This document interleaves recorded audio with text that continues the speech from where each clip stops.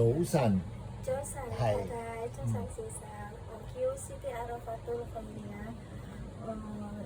今年我30落歲。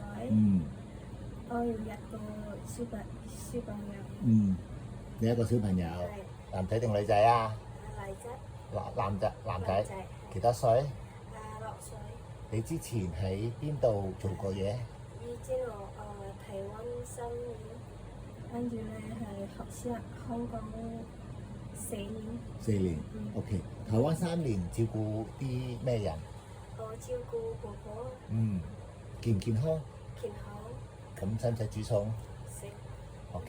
咁如果喺香港4年，有幾多個老闆啊？有2個啊。2個老闆，第一個老闆照顧幾多人2年照顧2個小朋友。2年照顧2個小朋友。係啊，2年照顧2個。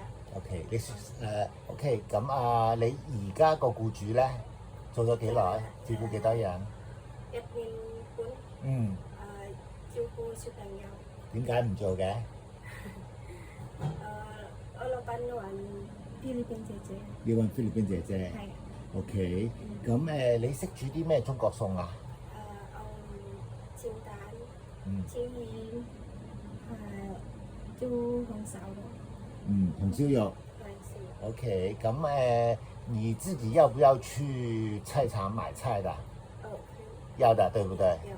OK，然後你現在放假是不是一定要星期天，還是其他日子都可以？其他日子可以。OK，假如說你要跟小朋友或者是老人家一間房間，你可不可以？可以。可以，對不對？OK，好的，謝謝。